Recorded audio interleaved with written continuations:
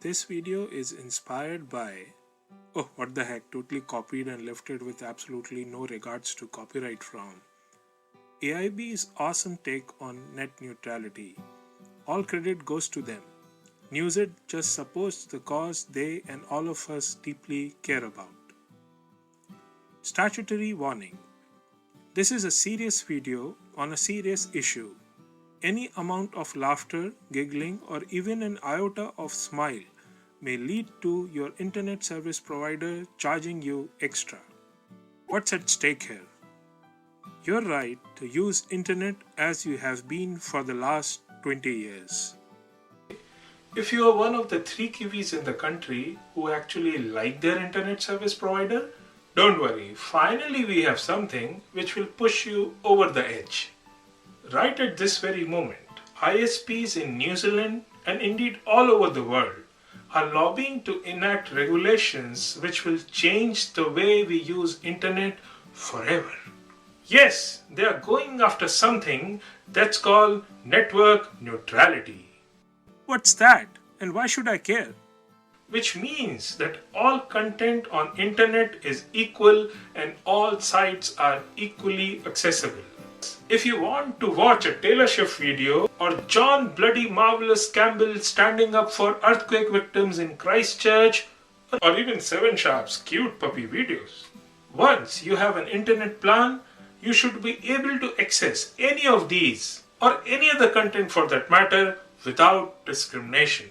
Thus, all content on internet is equal and must be equal, always, whatever your choice. Network neutrality also means that no matter what internet service provider you are with, you should be able to access all data, all content on internet at the exact same speed. Simply put, just because your ISP hypothetically has a deal with, say, Facebook, shouldn't mean that they can make Christchurch's very own sweet little neighborly.com load slower for you. Or that if there's a deal with, say, TradeMe, hypothetically, then postanode.co.nz loads slower. So slow in fact that you eventually give up and are forced to connect with your most awesome 5,000 friends via only Facebook. Because it's the only one that opens fast. Because let's be honest, the only thing worse than no internet is slow internet. Slow internet. Slow internet. So, if you're a startup or a fledgling business, big players like WhatsApp can go to ISPs, pay them money and tell them to provide their website, their services to people for free and charge the hell out of them if they use the other guy's little independent new startup service. So this effectively puts any business, any competition without deep pockets out of business for good. There goes John Key's idea of making New Zealand an innovation hub out of the window. So why do these ISPs don't like network neutrality and why are they opposing it? It's all about money. Unlike what has happened till now, these ISPs want to carve out the World Wide Web into a bunch of different sections so that you have to pay to access each one of them separately. Imagine you go to a children's park and pay $100 to get in, and then you head over to a slide, but a guy stops you and says, "Sorry sir, but if you want to use the slide sir, you have to buy the slide access pack sir for extra money sir." And so you decide to go on the swings instead. Except the same man stops you again and says, "No, to use the swing you need to buy the special swing set pack sir." You buy access to the swing for another $50, except when you try to swing fast, the swing just refuses to go faster.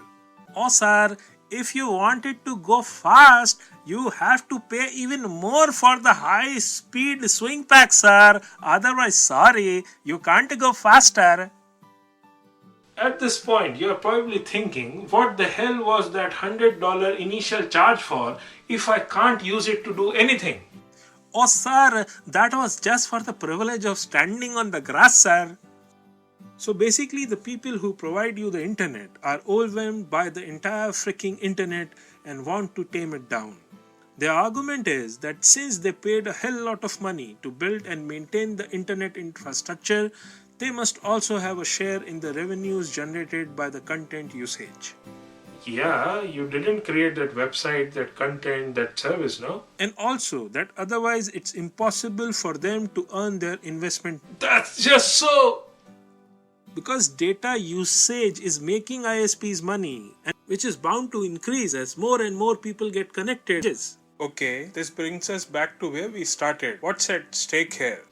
Right to use the internet as you have been doing for the last 20 years.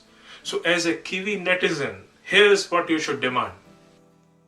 Freedom to be able to access information or infotainment over internet on the terms you choose and not to be pushed into consumer decisions by ISPs.